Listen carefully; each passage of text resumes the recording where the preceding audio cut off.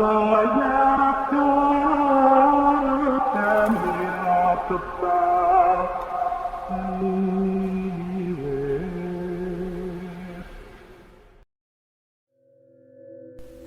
ini terjadi beberapa tahun setelah negeri ini merdeka, tepatnya di Blitar era tahun 1950-an. Aku hidup di keluarga yang sangat kental dengan klinik dan ilmu batin. Tidak sedikit pusaka yang dimiliki oleh keluargaku, mulai dari yang bersahabat hingga mengerikan. Namaku Pujo. Aku tinggal di sebuah desa di kota Blitar yang masih jauh dari jangkauan pemerintah saat ini.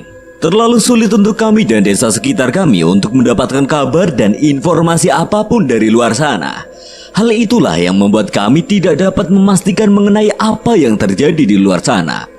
Salah satunya adalah mengenai wabah yang menyerang desa-desa dan menelan banyak korban. Konon wabah ini adalah serangan sekumpulan makhluk gaib ke sebuah desa yang menyebabkan kematian mendadak. Dengan sedikitnya informasi yang ada, kami menjadi terlena dan sedikit tenang. Apalagi desa kami termasuk yang paling aman dengan adanya keluargaku yang dianggap mampu menjaga desa dari hal buruk dengan ilmu batin yang kami miliki. Tapi persoalan kali ini berbeda. Malam ini seharusnya aku bisa tidur dengan nyaman. Namun hawa malam hari berubah menjadi sangat dingin. Lebih dingin dari biasanya. Hal ini membuatku terbangun. Di tengah rasa kantukku samar-samar terdengar suara bisikan di telingaku. Le, beritahu ayahmu, tali hitam sudah terlihat di timur. Aku paham dengan suara ini. Ini adalah suara dari Ingon atau roh pelindung yang dimiliki keluargaku yang bernama Raden Segoro Dwipo dan sudah menjaga keluargaku bahkan dari zaman leluhur Mataram kuno. Walau ini sudah malam, aku yakin Bapak masih berada di pendopo keluarga. Biasanya ia sedang beristirahat atau melakukan tirakat. Aku berlari menghampiri Bapak, namun ketika sampai di pintu masuk pendopo, hal yang tidak biasa terlihat di depan mataku. Mataku melihat ke sekeliling. Pendopo ini terasa penuh dengan berbagai macam perewangan dari negeri Segoro Sewu yang berkumpul di tempat ini. Ketika aku masih menerawang dengan apa yang terjadi, Bapak memanggilku terlebih dahulu. Le, panggil semua rojo ke sini, ada yang harus Bapak sampaikan. Sepertinya Bapak sudah mengetahui apa yang akan aku sampaikan melalui roh pelindung lain yang saat ini menjadi pegangannya. Aku segera paham dengan apa yang dimaksud Bapak dengan segera mengirim pesan untuk para rojo. Rojo yang dimaksud adalah sebutan untuk 10 saudara kakak beradik yang dipercayakan 10 pusaka keramat dari alam negeri yang berbeda-beda. Salah satunya adalah Bapak yang dikenal dengan nama Pak Sukarjo yang dipercayakan pusaka keris ireng dengan Raden Jaya Dwipa dari negeri Sangkala sebagai ingonya. Aku mengirimkan pesan kepada mereka melalui bisikan gaib untuk mengumpulkan mereka di rumah waras, di mana seluruh keluarga besar kami bisa berkumpul dengan aman. Dalam waktu 3 hari para rojo yang kami undang sudah berkumpul. Mereka membawa serta seluruh keluarga besar mereka sehingga rumah ini terasa cukup sesak. Namun untuk 10 rojo memiliki tempat sendiri untuk membicarakan bencana yang akan terjadi ini. Ketika malam sudah mulai larut dan keluarga besar mulai beristirahat, aku dan para rojo berkumpul di ruangan yang telah dipersiapkan dan Bapak membuka pembicaraan. Saya baru didatengin Raden Joyo. Dari perkataannya akan ada wabah besar yang tiba ke desa kita dan ini bukan wabah biasa. Wabah ini tidak akan berhenti dan terus berpindah. Kesembilan saudara Bapak mengangguk-angguk seolah sudah mengetahui berita ini juga dari roh pelindungnya masing-masing. Salah satu adik Bapak, Lewarjo, saudara yang dipercayakan dengan pusaka keris Betoro Abang dengan pelindung Patih Mahareksa dari negeri Sedino, mencoba menyampaikan penglihatan yang ia dapat. Lalu piye Kang Mas? Soalnya penglihatanku ini ada hubungannya dengan kejadian masa lalu. Seluruh keluarga yang ada di ruangan menoleh kepada Lewarjo. Mereka tahu kemampuan yang dimiliki Lewarjo adalah penerawangan yang bisa melihat semua hal yang terjadi di masa lalu bahkan sejak zaman Mataram kuno. Maksudmu piye, Jo? Menurut penerawangan saya, ini Ini semua ada hubungannya dengan tragedi Rojopati. Rojopati. Yang benar kamu, Jo. Pak De Broto sedikit tidak percaya dengan ucapan Lek Warjo. Ia adalah sesepuh tertua yang dipercayakan pusaka keris Ronggolewu dengan pelindungnya Kiranu dari negeri Banyuwira. Kejadian Rojopati itu sudah terjadi lebih dari 25 tahun yang lalu. Tidak ada sisa-sisa dari kejadian itu. Kali ini Lek Marji, pemegang keris Nogonyowo dengan Patih Gadang Ireng dari negeri Sumuncak yang protes dengan pernyataan Lek Warjo. Benar Kang Mas, tapi memang itu kenyataannya. Itu penglihatan yang saya dapat. Seluruh anggota keluar gelisah apabila ini benar-benar ada hubungannya dengan tragedi Rojopati. Ya sudah. Sebelumnya kita hadapi masalah yang di depan kita dulu. Mengenai wabah yang akan datang ini bagaimana Kang Mas? Lek Giman, pemegang pusaka tombak kuning dengan pelindung Cah Buto dari negeri Segoro Buto, mencoba meluruskan diskusi kami. Bapak menghela nafas, ia benar-benar harus memutuskan sesuatu yang berat. Wabah ini disebabkan oleh kumpulan demit. Jumlahnya bahkan bisa menghabisi satu desa. Hanya ada satu cara untuk mengatasi wabah ini. Pagelaran Ludro Ireng harus dilakukan. Ucapan Lek Warjo mengenai tragedi Rojopati saja sudah cukup mengagetkan. Kali ini Bapak memutuskan untuk mengadakan pagelaran Ludruk Ireng. Seluruh anggota keluar mulai gelisah karena siapapun tahu jika Ludruk Ireng sudah digelar berarti wabah yang dihadapi bukan wabah biasa. Apalagi persiapannya sama sekali tidak mudah. Salah satu syarat yang paling berat adalah salah satu pemeran yang bermain Ludruk ini harus seorang laki-laki bujang yatim piatu, berusia 25 tahun dan lahir dengan getih anget. Getih anget atau darah hangat adalah sebuah sebutan mereka yang lahir dengan tubuh dan sukma yang khusus. Tubuh mereka sangat mudah dirasuki oleh roh lain. Hal ini menjadi penting karena ia akan menjadi wadah bagi demit pembawa wabah itu sendiri. Mencari orang seperti itu sangat sulit. Selain karena kriteria sesulit itu, nyawa sang pemain ludruk sudah pasti berada dalam bahaya. Walaupun dengan berat hati seluruh keluarga sepakat dengan pagelaran Ludruk Ireng itu demi menyelamatkan seluruh desa dan agar wabah itu tidak menyerang tempat lain lagi. Cukup lama untuk mengumpulkan pemain Ludruk Ireng sampai akhirnya bisa terkumpul. Untuk pemain utamanya diputuskan seorang anak bernama Toha yang bekerja di rumah Budesum.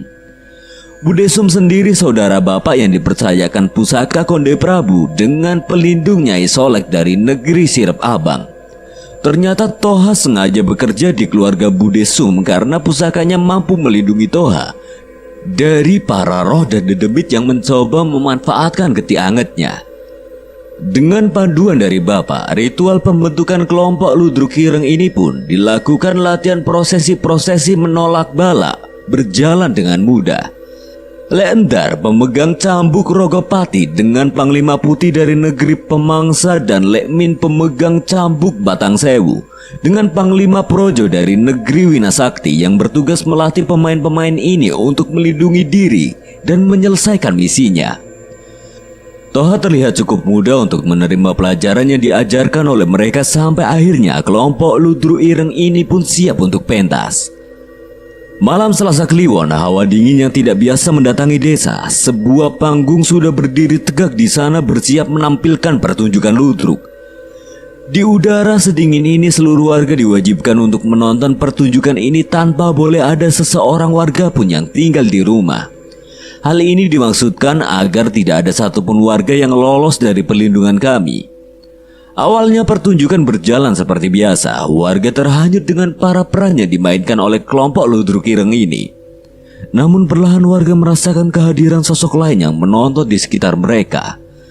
Pertunjukan yang dimainkan oleh kelompok Ludruk Ireng ini menarik minat para dedemit-dedemit ini. Puncaknya di akhir acara, Toha yang memiliki peran terpenting melakukan prosesi penarikan di mana seluruh demit dan roh halus yang ada di sana tertarik dengan getih anget yang ada di tubuh Toha. Hawa dingin kembali bertiup menandakan aliran kekuatan demit-demit yang berebut untuk merasuki tubuhnya sebagai sang Ludruk Ireng. Proses itu tidak berlangsung lama hingga akhirnya suasana mencekam hilang dan kami tahu rencana kami berhasil. Bapak, desa sudah bersih. Acaranya berhasil, Pak. Iya, Le. Tapi Bapak heran. Setelah kemasukan demit sebanyak itu kok Toha masih segar bugar, yo. Benar juga. Kerasukan 1 demit saja sudah beratnya bukan main.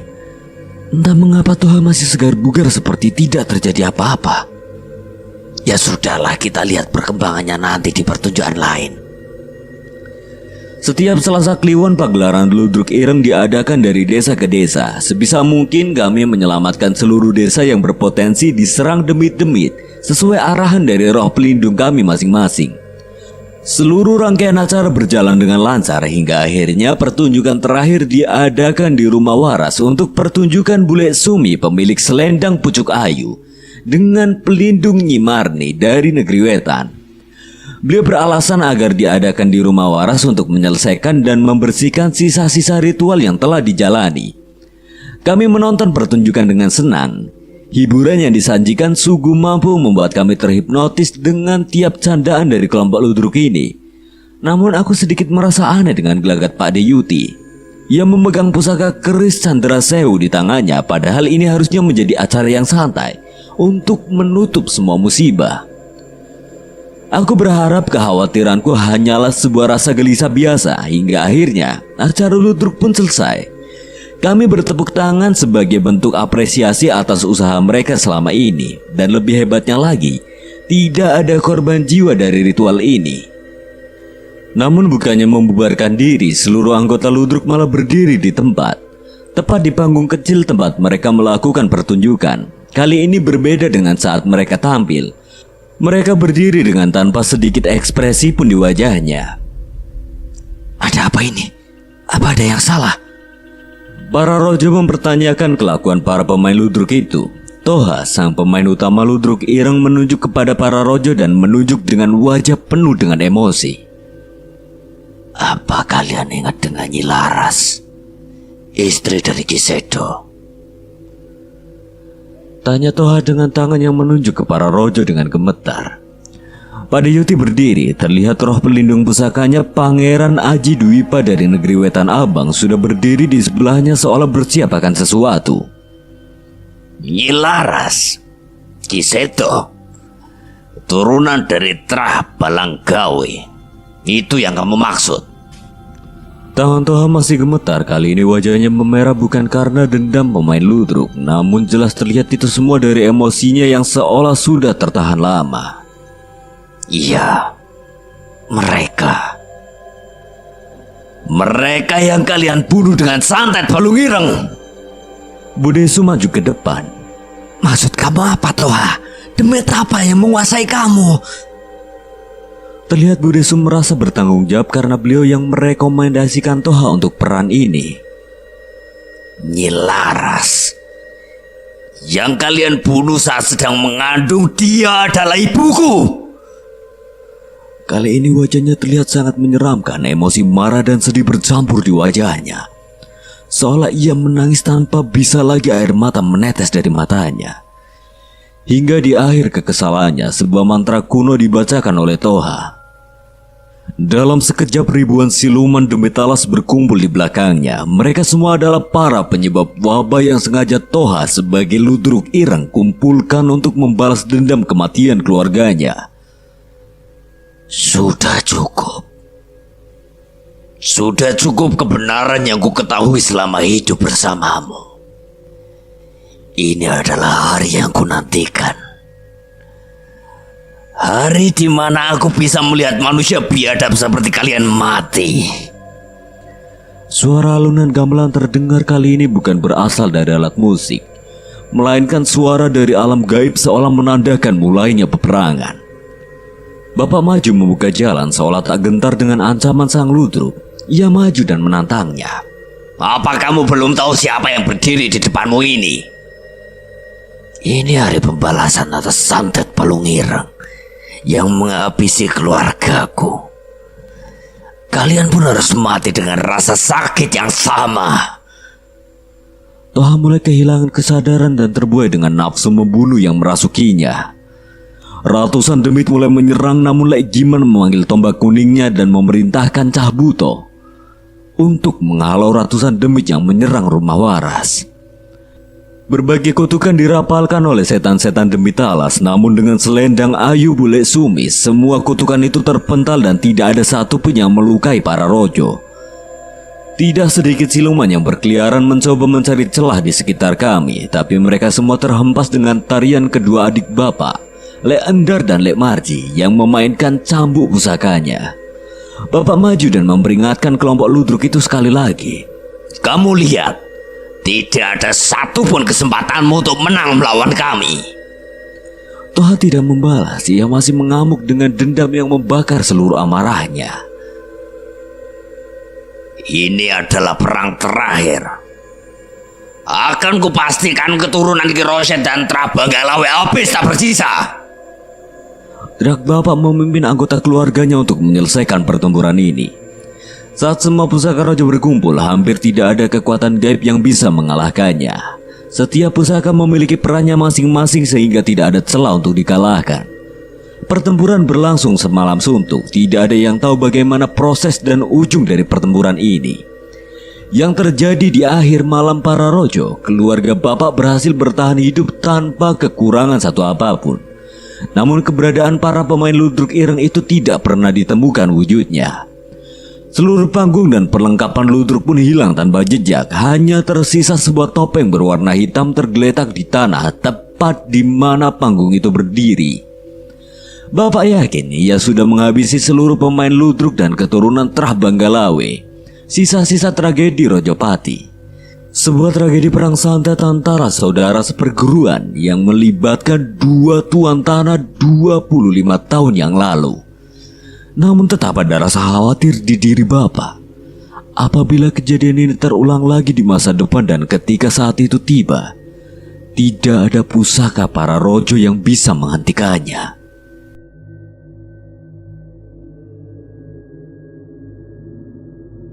Mas, rame-rame harap nang ndi to? Kuwi lho enek ludruk, kabeh arep nonton. Aku melu. Jadi lho aja melu-melu. Acarane nganti wengi kok. Moh pokoknya melu. Aku mengenakan sarung di punggungku dan berlari tanpa menghiraukan larangan mereka. Ludruk adalah kesenian tradisional asal tempatku di Jawa Timur yang menampilkan drama ringan dengan sentuhan musik gamelan dan tarian tradisional. Kampungku terletak di pedalaman di atas gunung Jawa Timur. Saat ini masih belum banyak warga yang memiliki radio apalagi televisi. Jadi saat ada acara seperti ini, warga desa akan berbondong-bondong pergi menonton.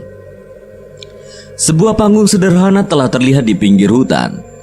Ternyata bapak dan ibu juga ada di sana turut menonton duduk lesehan dengan sandal sebagai alas duduk. Bapak, ibu, kesini gak ngajak-ajak. Jadi gak usah ikut-ikut. Acaranya sampai malam. Sana pulang.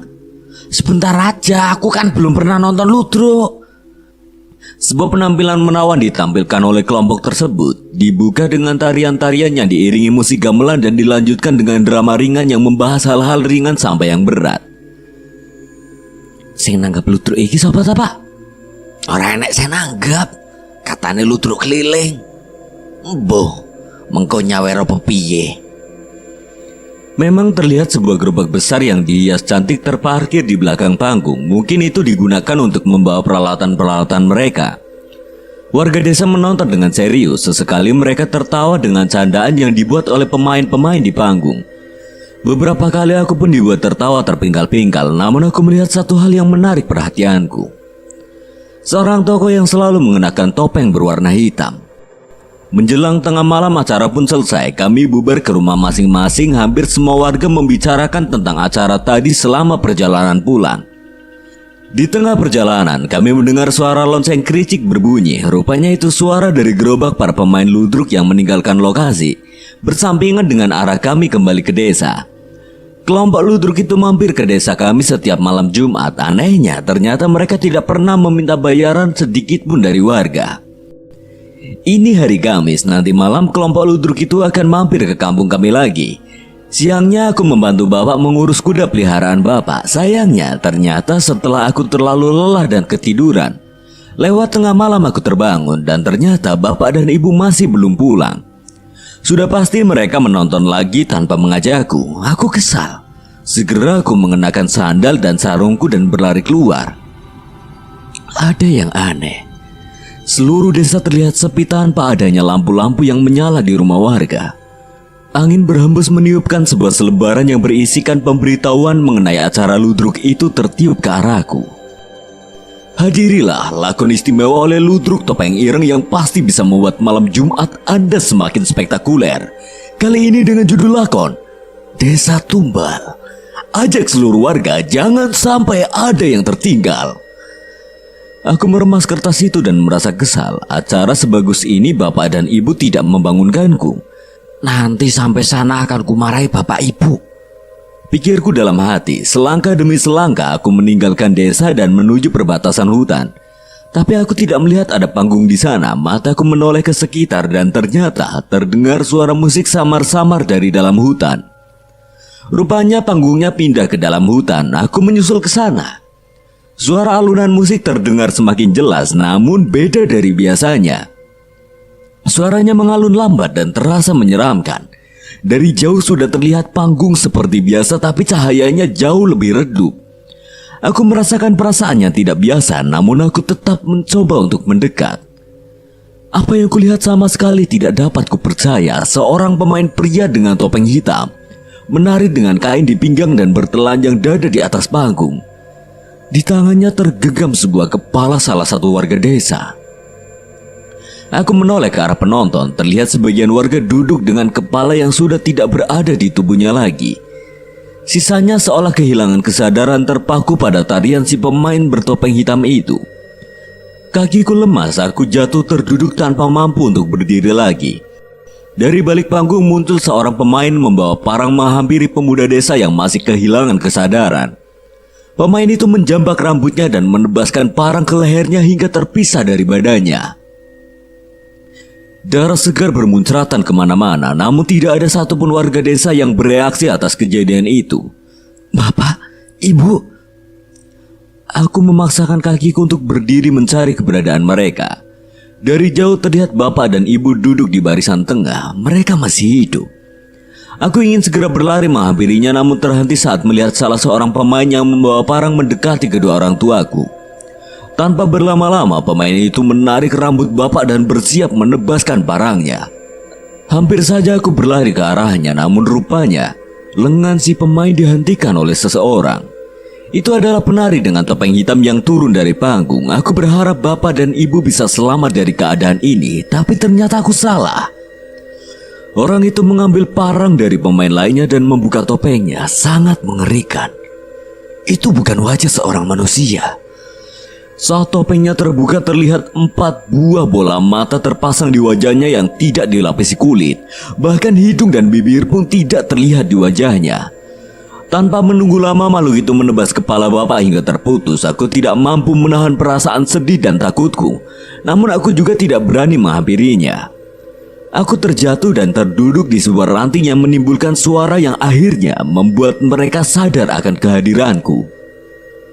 Para pemain itu menoleh dan menemukan keberadaanku. Makhluk mengerikan yang membunuh bapak mengenakan topengnya kembali dan bersiap menghampiriku. Rasa takut semakin menjalar, namun aku mencoba mengumpulkan keberanian dan berlari menjauh dari tempat itu. Lari, aku harus lari. Tapi kemana? Tidak ada satu orang pun di desa. Aku meninggalkan hutan. Suara langkah kaki seseorang terdengar semakin dekat ke arahku, namun aku tetap berlari ke arah desa. Seperti saat ku tinggalkan, tidak ada satu warga desa pun di sini. Aku mencoba menyembunyikan diriku dari makhluk itu.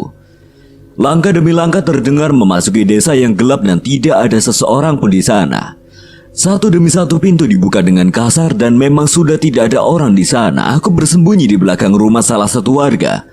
Tapi aku tidak yakin dia tidak bisa menemukanku. Saat makhluk itu semakin dekat, aku teringat kuda peliharaan bapak. Dengan gerakan yang sangat hati-hati, aku menyelinap ke arah kandang kuda milik bapak, menaikinya dan menerjang ke arah luar desa. Seharusnya makhluk itu tidak bisa mengikutiku dengan kecepatan kuda. Pikirku cukup tenang. Aku mengambil jalur turun ke arah terminal. Walaupun tengah malam, setidaknya di sana pasti ada orang.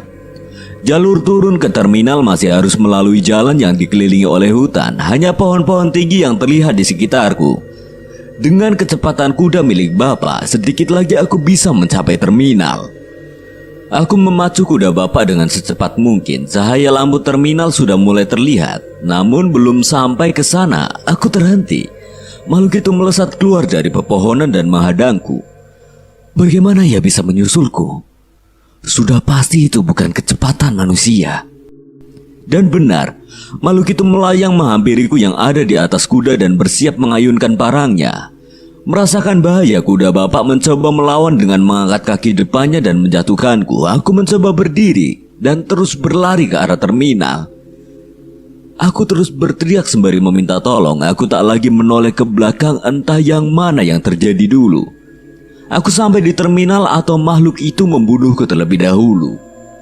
Namun kakiku sudah lelah untuk berlari, nafasku juga hampir habis. Sampai akhirnya aku terjatuh. Entah hayalan atau bukan, seorang pria berdiri di hadapanku. Ia menangkap dan segera memelukku. Kamu kenapa? Ada apa toh? Aku dikejar demit, Pak. Tolong, Pak. Di tengah gelapnya malam, makhluk itu muncul dari kejauhan menghampiri kami berdua. Walaupun aku sudah menemukan seseorang, tapi apa kami bisa selamat? Pikirku, bapak itu berdiri membelakangiku. Ia mengambil sesuatu dari tasnya, sebuah korek api dengan ukiran kuno. Berkali-kali doa dan ayat suci dibacakan oleh bapak itu. Makhluk itu merasa terganggu dan menutup kupingnya. Namun bukannya menjauh, makhluk itu menahan rasa sakitnya dan menerjang ke arah kami. Sebelum sempat mendekat, bapak itu membuka tutup korek api itu dan menyalakannya. Cahaya api menerangi sekitar kami, tapi yang kulihat semakin mengerikan. Makhluk penghuni hutan samar-samar terlihat dan memandang kami dari semua sisi yang disinari cahaya itu. Tapi ternyata tidak seperti pikiranku.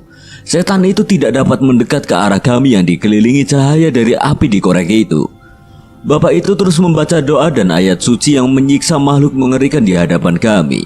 Tak tahan dengan siksaannya, makhluk itu pergi dan melarikan diri. Setelah merasa aman, bapak itu menggendongku dan menaikkanku di Vespa tuanya. Ia mengajakku ke pos polisi di terminal untuk menjelaskan apa yang terjadi.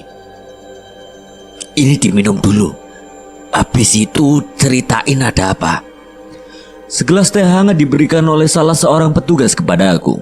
Walau hanya sedikit, teh hangat ini memberikanku sedikit tenaga untuk menceritakan apa yang terjadi di desaku mengenai kelompok ludruk yang membantai warga desa dan salah seorang pemainnya yang merupakan demit berwajah mengerikan yang mengejarku hingga ke sini. Awalnya mereka tidak percaya, namun cerita bapak yang menolongku mengusir setan itu merubah pandangan mereka. Waktu mendekati pagi hari, polisi setempat sudah mengumpulkan beberapa orang dan mengantarkanku ke lokasi kejadian di desaku. Aku hanya berharap ibuku masih bisa selamat dari kejadian semalam. Para polisi dan bapak yang menolongku sampai duluan di lokasi. Terlihat ekspresi tidak percaya terlihat di wajah mereka. Aku berlari memastikan apa yang terjadi di sana, namun seorang polisi dan bapak itu menahanku. Udah gak usah ke sana, ikhlaskan aja ya, Dek. Enggak, aku harus ke sana. Terlihat yang tersisa di sana hanyalah jasad-jasad warga desa yang kukenal dan sama sekali tidak ditemukan kepala di badan mereka. Panggung ludruk yang berdiri semalam sudah tidak ada di tempat dan tanpa jejak sedikit pun. Satu demi satu jasad warga kuperhatikan sampai aku terhenti di tubuh sepasang manusia dengan pakaian yang kukenal. Itu jasad bapak dan ibuku. Bapak! Ibu! Tangisanku memecah keheningan pagi di hutan itu. Entah, aku tak tahu apa lagi yang harus kulakukan setelah ini. Melihatku menangis tanpa henti, bapak yang menolongku menghampiriku dan segera memelukku. Sudah, yang tabayo, kita kuburkan mereka dengan layak. Bapak belum tahu nama kamu. Cahyo, Pak. Nama saya Cahyo. Ya sudah, habis Habis ini Cahyo tinggal sama Bapak aja ya. Ikut ke kampung Bapak di Jawa Tengah. Aku tidak punya pilihan lain. Saat ini tidak ada lagi orang yang bisa merawatku setelah seluruh warga desa tewas. Iya Pak. Kalau makhluk itu ngejar saya lagi gimana? Gak usah khawatir. Mulai sekarang kamu panggil saya Pak Le. Anggap aja Pak Lemu sendiri. Nanti di sana saya ajarin ilmu batin supaya kamu bisa menolong orang lain yang bernasib sama. Tidak butuh waktu lama. Berita mengenai desaku terdengar hingga ke desa lain. Mereka berbondong-bondong datang untuk membantu menguburkan warga sekaligus mencari tahu apa yang terjadi. Mengenai keberadaanku yang selamat, Pak Polisi sepakat untuk merahasiakannya dari warga desa lain demi keselamatanku. Setelahnya Pak Lem mengajakku tinggal di kampungnya, mengajarkanku hidup mandiri dan mengenalkan ilmu-ilmu batin yang bisa menjadi peganganku saat menghadapi bahaya. Nanti ketika saatnya tiba, aku akan bertemu dengan kelompok ludruk topeng ireng. Dan aku akan bersiap menghadapi mereka semua. Suara lonceng kicrik berbunyi perlahan sesuai dengan langkah kaki anggotanya. Sebuah gerobak besar berisi perlengkapan dan ornamen pertunjukan dibawa dari satu desa ke kota untuk menampilkan sebuah pertunjukan. Bersiaplah bila suatu saat mereka mampir ke tempatmu. Langit mendung menghiasi seluruh perjalanan kami. Aku tidak pernah menyangka bahwa Cahyo pernah terjebak sendirian di alam yang mengerikan ini. Entah bagaimana ia bisa terus mempertahankan kesadarannya sejak terjebak dulu. Sementara kami bila tanpa bantuan Nyi Sendang Rangu pasti sudah menjadi bagian dari demit-demit alam ini. Jagat Segoro Demit, sebuah tempat yang konon merupakan asal muasal seluruh makhluk halus yang ada di alam manusia. Entah itu dedemit, jin atau arwah yang menyerupai sosok manusia yang telah mati. Keberadaannya di luar logika di mana ruang dan waktu tidak berbatasan di sini. Yang lebih mengerikan, tempat ini memiliki kesadarannya sendiri yang mampu mempengaruhi seluruh makhluk yang memasuki alam ini. Sebenarnya aku heran, kenapa kalian tidak panik saat memutuskan untuk tetap berada di alam ini? Cahyo dengan gaya sombongnya mendekati Nyi Sendang Rangu dan bercerita. Hehehe, aku pernah menjelajahi alam ini sendirian, Nyi. Namun sebuah pukulan kecil dari Kliwon segera mendarat di kepalanya. Iya, nggak sendiri. Aku ditemenin Kliwon sama pasukannya. Nyi Sendang Rangu tertawa melihat tingkah Kliwon. Monyet kecil itu pun segera naik ke pundak Nyi Sendang Rangu. Sepertinya mereka berdua sudah mulai akrab. Wanasura pun tak mau kalah. Ia memberikan isyarat bahwa ia juga ada saat Cahyo berjuang di alam ini. Enggak, Wanasura, nggak mungkin aku lupa sama kamu. Kalian bertiga ini hebat loh. Jarang-jarang aku mendengar Nyi Sendang Rangu memuji seseorang. Aku menduga akan ada yang ia sampaikan setelah ini. Wanasura dan Wanasudra, walau mereka adalah sosok yang hebat, tapi mereka tidak memiliki ilmu sepertiku. Ilmu yang bisa melindungi kesadaran kalian dari pengaruh alam ini. Lah, terus kenapa saya bisa selamat sampai keluar, Nyi? Itu yang membuatku kagum sama mereka bertiga. Kesadaran saya bisa terus bertahan karena adanya ikatan di antara mereka. Ikatan untuk saling menjaga dan tidak membiarkan salah satu dari mereka kehilangan kesadaran. Masuk akal, di alam ini memang kami mengadu kekuatan kesadaran kami. Keberadaan Wanasura dan Kliwon pasti sangat berperan besar atas ini. Apalagi saat itu Cahyo baru saja bertemu kembali dengan Kliwon setelah bertahun-tahun tidak ketemu. Kalau kamu sendiri gimana, Nan? Aku menghela nafas dan sedikit tersenyum mengingat kejadian yang sebelumnya pernah terjadi di alam ini. Di alam ini, Danan pernah ketemu sama Eyang Widarpa, Pak Le. Waktu masih muda pas lagi gagah-gagahnya. Ah, iya bener. Dia nolongin kamu pas babak belur tuh, pakai keris Pak Le. Aku gak bisa lupa waktu kamu maksa dia untuk bilang, bocah asu. Dahi Pak Le berkerut. Ia setengah tidak percaya mendengar ceritaku. Berarti benar kalau alam ini berhubungan dengan berbagai zaman. Nyi Sendang Rangu mengangguk dengan anggun menjawab pertanyaan Pak Le. Terlalu banyak misteri di alam ini. Bahkan banyak peradaban yang hilang di alam manusia yang berakhir di alam ini. Panusura berhenti di dekat sebuah sendang yang dikelilingi pohon-pohon kering. Ada beberapa makhluk kerdil hitam sedang menjilati air sendang.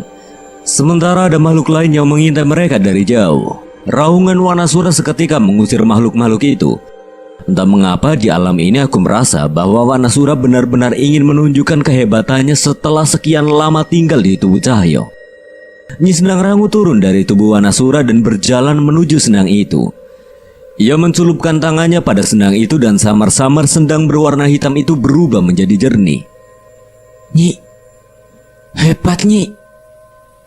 Jangan senang dulu. Sendang ini tidak punya cukup tenaga untuk membantuku membuka gerbang. Ya, gak apa-apa Nyi. Setidaknya airnya bisa melegakan dahaga kami. Dan tanpa ancang-ancang tiba-tiba Cahyo dan Kliwon melompat masuk ke dalam sendang.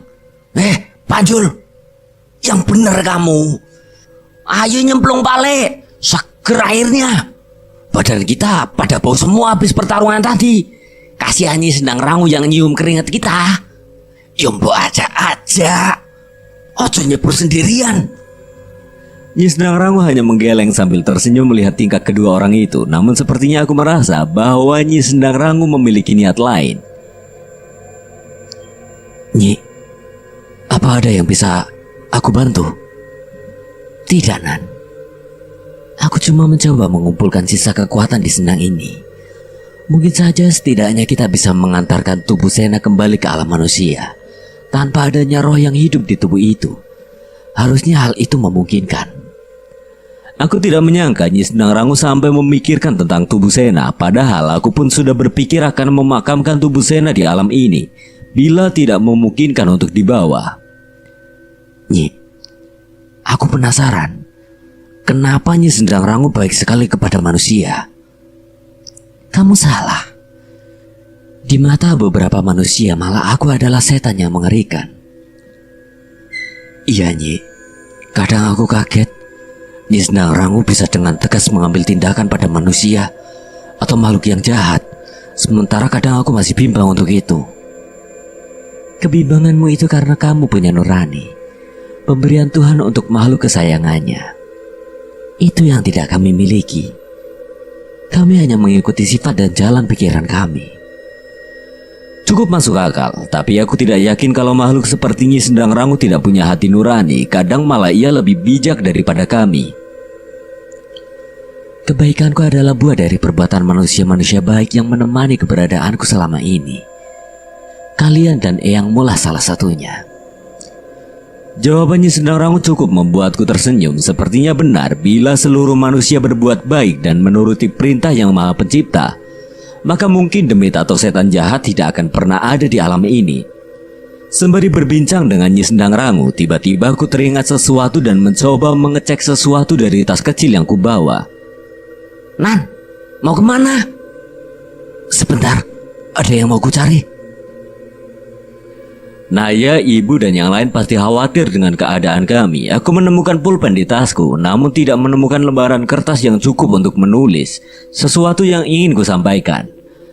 Aku pun mencari beberapa lembar daun lontar kering yang berada di sekitar sendang. Aku pun membawanya kepada Nyi Sendang Rangu. Nyi, apa beberapa lontar ini bisa terbawa ke alam manusia bersama tubuh Sena? Nyi Sendang Rangu tidak menjawab. Ia malah tersenyum menatapku sambil memberi isyarat pada Cahyo. Cie, ada yang mau ngirimin surat cinta? Aku hanya sedikit nyengir, mengacukan ledekan Cahyo dan mulai menulis sesuatu yang semoga bisa membuat mereka tidak khawatir dengan keadaan kami. Danan, kamu ingat siapa orang yang pertama kali kamu tolong semenjak belajar ilmu batin? Aku menatap Pak Le sambil menggeleng. Mungkin ia mencoba memberi petunjuk. Pak Le ingat, dan kamu nolongin anak itu bukan dengan ilmu batin, tapi hanya dengan sebuah kembang yang kamu petik. Mendadak pikiranku kembali ke masa kecilku. Ucapan Pak Le mengingatkanku akan sosok seorang anak perempuan yang menangis di belakang rumah. Saat itu Pak Le dan Bapak sedang mengajarkan Cahyo untuk menolong seseorang yang kesurupan di desa Kandimaya. Aku yang tak tega melihat anak itu spontan memetik kembang cempaka dan kukenakan di telinganya. Apa itu yang dimaksud Pale? Tunggu, wajah anak itu jangan-jangan. Seketika aku menulis lembaran daun itu sambil tersenyum. Kisah-kisah sejak masa kecilku seolah menari-nari di pikiranku dan membuat jantungku terus berdebar. Satu hal yang membuatku senang, dia Naya. Ternyata aku tidak secara tiba-tiba menyukainya semenjak aku bertemu dengannya di desa Sena. Namun rupanya perasaan ini sudah tumbuh sejak kami kecil dan dia selalu menyimpan kenangan itu seorang diri. Tuhan, seandainya aku bisa kembali dari alam ini, izinkan aku membalas perasaannya dengan sepenuh hati. Nyi Sedang Rangu menepati ucapannya. Ia mengirimkan tubuh Sena bersama beberapa catatan dariku melalui sebuah lubang kecil yang menyerap tubuh Sena masuk ke dalamnya. Aku hanya berdoa semoga saja pesan itu sampai kepada Naya dan ia bisa mengambil keputusan akan apa yang harus ia lakukan setelahnya. Setelah berhasil mengirimkan jasad Sena dan membersihkan diri, kami pun meninggalkan sendang itu. Saat menjauh kami kembali melihat sesuatu dari tanah dan udara kembali membuat sendang itu menjadi hitam. Kamu ingat arah ke pohon beringin itu, Jul? Sedikit, tapi seharusnya Kliwon ingat. Dari tadi memang Kliwon yang memimpin perjalanan. Salah satu petunjuk yang kami punya adalah pohon beringin yang dulu sempat membawa Cahyo kembali ke alam manusia. Walaupun keberadaan gerbang di sana belum tentu bisa membawa kami kembali ke alam manusia lagi. Nan, jangan ngalamun. Enggak kok, Jul, aku cuma mikirin sesuatu. Belum sempat menceritakan apa yang kupikirkan, seketika terdengar suara dentuman yang sangat keras tak jauh dari tempat kami berada. Awalnya kami bersiap menjauhi suara mengerikan itu, namun tiba-tiba terlihat sebuah mata tombak melesat melewati kami dan kembali ke arah pemiliknya. Jelas aku sangat mengenal jelas benda yang melesat melewati kami. Danan, mata tombak itu. Seketika aku dan Cahyo berlari ke arah pemilik mata tombak itu. Sebuah pertarungan terjadi di sana. Aku tahu dengan pasti pertarungan itu sangat tidak seimbang. Itu jasad Mira. Dasar kau setan biadab. Sebaiknya kau menjadi pengikutku. Mungkin aku akan bisa menghidupkan jasad itu untukmu. Danan, mereka. Aku mengangguk, tidak mungkin aku bisa melupakan mereka. Mereka Raswana, Pak Kuswara. Jadi benar alam ini menghubungkan dengan berbagai masa. Tanpa bertanya-tanya lagi, aku dan Cahyo segera melesat membantu sosok yang tidak mungkin kami lupakan itu. Danan, Cahyo, kenapa kalian? Kami tidak menghiraukan ucapan Pale. Kalau ada kesempatan untuk kami menyelamatkan Pak Kuswara, tidak mungkin kami melewatkannya sama sekali. Seluruh tubuh Pak Kuswara sudah penuh luka. Tubuhnya tidak mampu bergerak dengan rapalan mantra aneh dari Brakaraswana. Setan bersisik hitam dengan cakar yang panjang hingga menyentuh tanah. Aku pun menarik keris raga sukma dari sukmaku dan membacakan sebuah mantra hingga cahaya putih menyelimuti bilahnya. Sementara Cahyo memanggil Wanasura untuk memperkuat serangannya. Pak Kuswara menyingkir. Ucapku sembari menghujamkan kerisku sementara Cahyo menyerangnya sekuat tenaga hingga tanah di sekitar Brakaraswana terhempas. Satu hal yang kusadari, serangan kami kali ini berdampak dengan makhluk itu. Tidak seperti sebelumnya saat kami menghadapinya bertahun-tahun yang lalu. Pak, sadar Pak. Ucapku mencoba menolong Pak Kuswara sementara Cahyo setengah mati menahan serangan Brakaraswana. Kalian. Iya Pak, ini kami. Apa yang terjadi dengan kalian? Iya Pak, kami. Belum sempat menjelaskan, tak lama setelahnya terdengar suara raungan sosok makhluk besar seperti Wanasura bersama berbagai serangan yang saling beradu. Pak Kuswara terlihat bingung, ia menatapku dan berbalik menatap ke arah pertarungan itu. Syukurlah kalian selamat. Namun ia memutuskan untuk meninggalkan kami dan bergegas menuju suara pertempuran itu. Samar-samar aku mengingat kejadian saat pertama kali kami masuk ke alam gaib melalui Imah Leweng.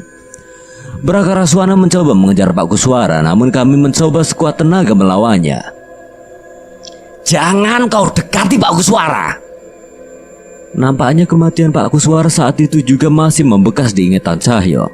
Sayangnya Brakaraswana bukan makhluk biasa. Ia pun berhasil mendaratkan serangan di tubuh kami hingga darah kami bertumpahan di tanah. Keadaan sudah mulai gawat. Aku dan Cahyo lengah hingga tidak menyangkal bahkan dengan kekuatan kami saat ini, kami masih kesulitan melawan Brakaraswana. Kami mencoba berdiri menghadapi makhluk itu, namun sebelum terjadi bentrokan lagi, sebuah selendang besar terbang di hadapan kami bersama sosok Wanasudra yang memindahkan kami dari tempat kami berada. Bocah-bocah semprul, perbuatan nekat hanya akan menghantarkan nyawa kalian. Dengan kecepatan Wanasura dan kemampuan Nyi Sendang Rangu, kami pun berlari sejauh mungkin meninggalkan Brakaraswana. Tapi Pak Le, dia bagus suara. Kalau tidak kita tolong, ia akan mati dengan mengerikan. Apa maksud kalian? Aku menjelaskan pada Pale bahwa saat ini kami terhubung dengan masa di mana aku dan Cahyo terjebak di alam gaib saat ingin menenangkan roh Mira yang ditumbalkan di Imaleweng. Di saat itulah kami melihat Pak Kuswara mengorbankan dirinya sendiri agar kami dapat keluar dengan selamat dari alam ini. Tapi kalian tidak akan bisa merubah takdir. Bisa atau tidak saya ingin mencobanya, Pak Le. Nyi Sendang Rangu pun menghadang kami dengan wajah yang serius. Kenapa tidak kalian buktikan sendiri? Apa kalian bisa merubah apa yang sudah terjadi? Suara pertempuran kembali terdengar. Suara raungan hewan buas pun terdengar ke seluruh hutan. Aku ingat suara itu adalah suara raungan Wanasura saat kami menghadapi Brakaraswana dulu. Secepat mungkin kami berlari ke arah suara itu, namun yang terjadi benar-benar di luar nalar. Semua yang terjadi saat itu tiba-tiba seolah menjauh dan bergerak begitu cepat hingga kami tidak dapat mencapai ke pertempuran itu. Bahkan kami sama sekali tidak bisa melihat diri kami di masa itu. Nan, ini semua seperti mimpi. Kita hanya bisa menyaksikan tanpa dapat melakukan apa-apa. Tapi apa maksudnya ini? Kenapa kita sampai diperlihatkan hal seperti ini? Kami pun melihat api besar muncul dari dalam tanah membakar tubuh Brakaraswana. Kulitnya melepuh terbakar terkelupas dengan begitu menjijikan. Tubuhnya kian membesar dan matanya memerah. Sebuah serangan menciptakan ledakan ke arah Brakaraswana. Saat kami sampai ke tempat itu, terlihat pemandangan yang sangat tidak ingin kulihat.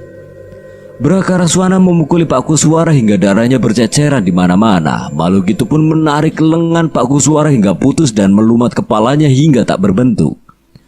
Itu adalah kejadian saat terakhir aku melihat Pak Kuswara dulu. Jangan gegabah.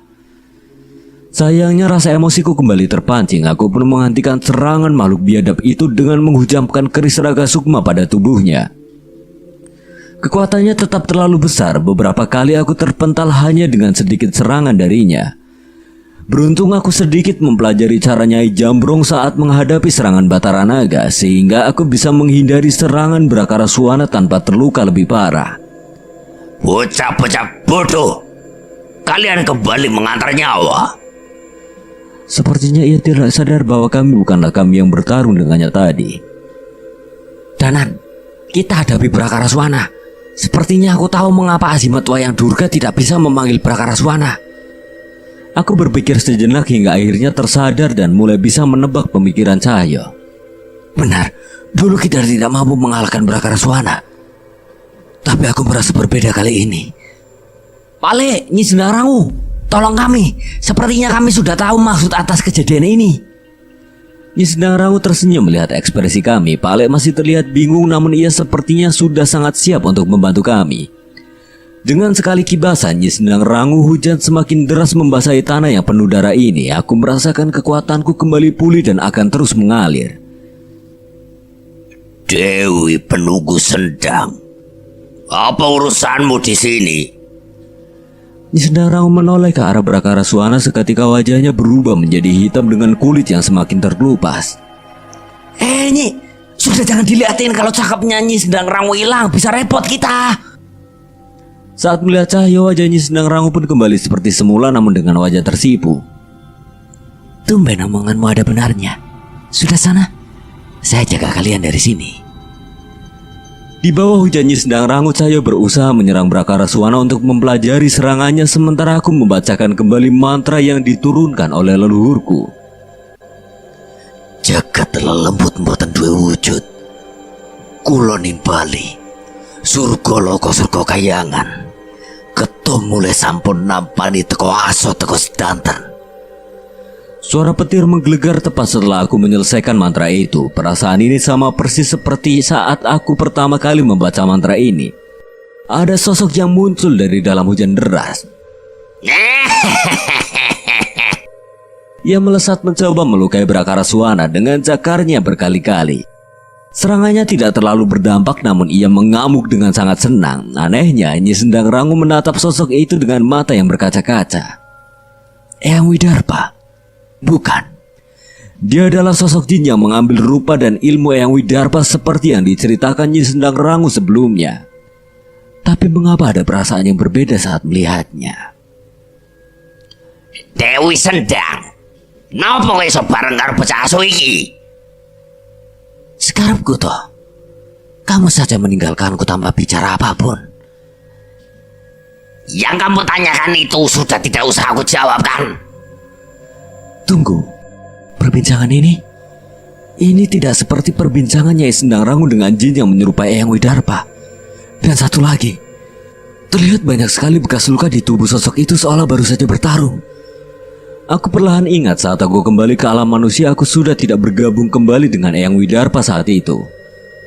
Apa mungkin ia adalah Eyang Widarpa yang berada di masa itu? Nyi, jangan bilang kalau dia benar Eyang. Nyi Sendang Rangu menjawabku hanya dengan senyuman. Mengetahui jawaban itu, Pak Lek pun menghampiriku. Saya mundur dari pertarungan dan berdiri di sebelahku. Itu benar Eyang? Berarti kita terhubung ke masa lalu. Aku mengangguk dan menggenggam kerisku dengan erat. Bocah asu, ojo cengenges-cengenges wae. Demit iki urusanmu. Gantian saya yang tersenyum menoleh ke arahku. Iya Nan, Eyang asli. Seketika semangat kami mulai bangkit. Kami pun sudah bersiap dengan kekuatan kami masing-masing. Aku duduk bersila dan memisahkan sukmaku dari raga dan menerjang tubuh Brakaraswana dengan kerisku, sementara Cahyo sudah memperkuat dirinya dengan kekuatan dari Wanasura. Beberapa kali aku menghujamkan kerisku pada tubuh Brakaraswana, namun ia berhasil menahannya. Setiap serangan Brakaraswana dapat ditahan oleh ilmu bela diri Cahyo yang selalu berhasil membuat celah pada kami. Rupanya kalian sudah bukan bocah manja. Jelas Eyang, kami harus lebih hebat dari sosok Sang Patih. Mana mau kamu kalah sama sosok Demit Edan? Ucap Cahyo yang segera dibalas dengan sebuah tendangan tepat di perut Cahyo. Siapa yang kamu sebut Demit Edan? Tapi ternyata Cahyo sudah bersiap menahan tendangan Eyang dengan kedua tangannya. Gak mungkin Cahyo kena serangan yang sama lebih dari 3 kali.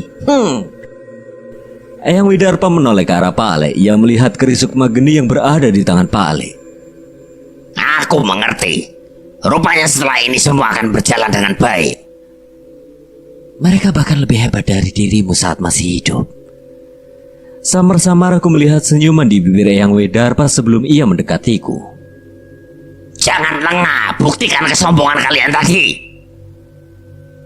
Wanasura! Wanasudra! Kedua kera raksasa itu membanting pukulannya hingga menghempaskan Brakaraswana. Cahyo ikut berlari dan membacakan mantra penguat raga untuk kedua temannya itu. Brakaraswana bersiap menyerang kami lagi, namun Wanasudra menahan ekor ularnya dan Wanasura mengamuk membabi buta menyerang tubuh setan itu.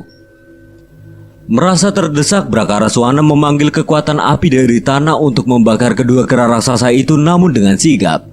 Pak Lek membalas api itu dengan geni baraloka sehingga tidak ada satupun kekuatan api itu yang dapat melukai kami.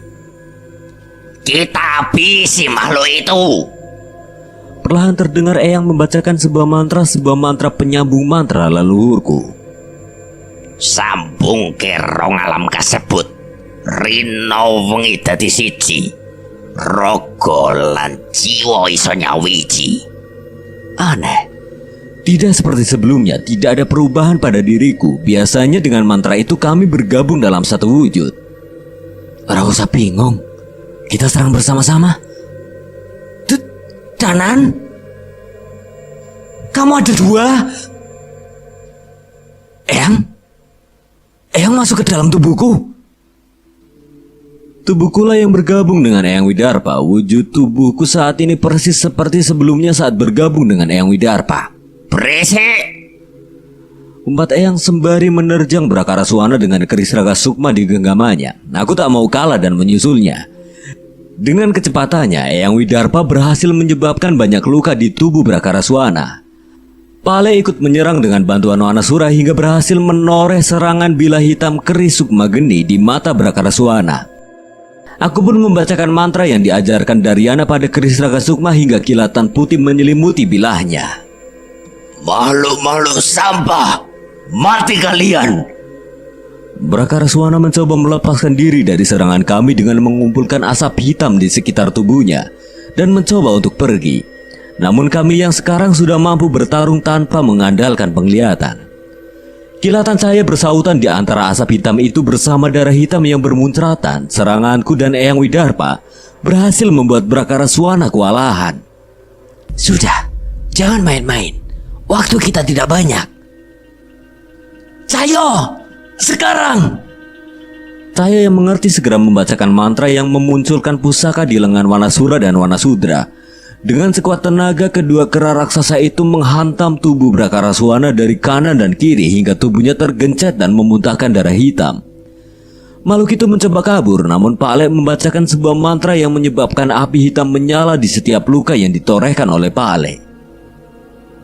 Eyang tahu, cahaya yang menyelimuti keris ini adalah ilmu yang diciptakan oleh Daryana. Dia yang mengajarkannya padaku. Ini ilmu putraku. Dan jangan khawatir, sekarang ia sudah tenang di alam sana. Eyang memandangi cahaya keris itu sekilas sebelum akhirnya merespon seranganku. Dengan sekuat tenaga, aku melayang dalam wujud sukma dengan keris raga sukma yang telah diselimuti kilatan cahaya putih, menyerang sisi belakang Brakaraswana, sementara Eyang Widarpa menyambut seranganku dari hadapan Brakaraswana. Dalam hitungan sepersekian detik, tubuh Brakaraswana sudah berlubang dengan serangan dari kami. Ia mencoba berteriak namun hanya darah hitam yang bermuncratan dari tubuhnya. Kami mundur menjauh dari tubuh itu. Tubuhnya membusuk dan semakin mengecil, kekuatan hitam keluar dari tubuhnya, menyisakan tubuh manusia yang sudah busuk dengan bau menyengat. Kembalikan kekuatan itu. Sekarang sosok perkasa yang mengerikan itu kembali menjadi sosok roh manusia yang terjebak dengan mengenaskan. Api neraka yang sebelumnya menjadi kekuatannya untuk menyesatkan manusia kini membakar tubuhnya dan membawanya ke tempat seharusnya ia berada. Sakit! Tidak! Aku tidak mau ke sana! Aku akan mencari Abdi lagi! Sayangnya semua sudah berakhir. Tidak ada lagi manusia boleh menjadi pengikut makhluk mengerikan yang terus meminta nyawa itu. Jadi benar, Asimat Wayang Durga tidak bisa memanggil Brakaraswana karena ia sudah dikalahkan. Iya Nan, dan aku gak nyangka kalau kita jugalah yang mengalahkan dia. Tanpa terasa perlahan sukmaku kembali merasuk ke dalam ragaku. Sosok Eyang Widarpa pun berjalan pergi menjauh meninggalkan kami semua. Eyang! Teriakku memanggilnya namun ia tidak menghiraukannya sama sekali. Sudah Nan, kamu sendiri tahu Eyangmu tidak suka perpisahan yang canggung. Aku pun mengangguk sambil tersenyum. Kesempatan untuk menemuinya sekali lagi saja sudah cukup memulihkan rasa kangen kami padanya. Jadi kalian berhasil. Tiba-tiba terdengar suara bapak tua yang sangat kukenal. Pak Kuswara? Benar, itu adalah roh Pak Kuswara. Seketika ingatanku akan dirinya membuat mataku berkaca-kaca. Pak, maafkan kami. Seandainya saja dulu kami lebih kuat. Sudah, melihat kalian saat ini sudah cukup membuatku senang. Tapi roh Pak Kuswara tidak tenang. Ini semua karena cara kematian Pak Kuswara. Bukan, aku sudah dipanggil. Tapi masih ada seseorang yang harus aku jemput di bawah pohon beringin itu. Benar juga, Pak Kuswara memiliki petualangannya sendiri. Kini ia sudah mengakhiri dan mencapai tujuannya. Walau dengan mengorbankan nyawanya sendiri, kalau tujuan Pak Kuswara adalah menenangkan roh Mira sahabat kecilnya. Lantas aku juga memikirkan apa sebenarnya tujuan kami saat ini. Mungkin setelah ini kami harus memikirkannya. Aku pun meminta bantuan Nyi Sendang Rangu membuka gerbang jagat Segoro Demit di dekat pohon beringin. Sama seperti saat mengantarkan tubuh Sena tadi, gerbang itu hanya terbuka sedikit dan hanya dapat mengirimkan jasad Pak Kuswara ke alam manusia. Chandra Mukti, bila kalian bertemu dengannya di alam ini, dia bisa membantu mengembalikan kalian ke alam manusia. Aku tahu dengan jelas kemana roh itu menuju. Ada sosok anak perempuan yang menantinya di bawah pohon beringin, dan ia sudah menunggu untuk bisa pergi dengan tenang selama puluhan tahun. Ya, aku hanya bisa berdoa untuk ketenangan mereka. Nan, Chandra Mukti. Aku mengangguk. Aku sedikit mengingat tentangnya, sosok makhluk yang mengurung kekuatan Brakaraswana dan dikuburkan di bawah pohon beringin itu. Bila itu memang benar, kami mendapat satu petunjuk untuk bisa keluar dari alam ini. Jagat Segoro Demit, sebuah tempat yang konon merupakan asal muasal seluruh makhluk halus yang ada di alam manusia. Entah itu demit, jin, atau arwah yang menyerupai sosok manusia yang telah mati. Keberadaannya di luar logika, di mana ruang dan waktu tidak terbatas di sini. Yang lebih mengerikan, tempat ini memiliki kesadarannya sendiri yang mampu mempengaruhi seluruh makhluk yang merasuki alam ini. Ya, sepertinya ada sedikit sisi baik dari tempat ini. Apalagi bersama dengan Cahyo, Pak Le, dan Nyi Sendang Rangu. Aku yakin kami akan keluar dari tempat ini dengan selamat. Sekian dan terima kasih buat Dioseta yang telah mengizinkan saya membawakan ceritanya. Apabila ada kesalahan atau kekurangan, Kang Slamet memohon maaf sebesar-besarnya. Akhir kata, Kang Slamet pamit undur diri. Wassalamualaikum warahmatullahi wabarakatuh.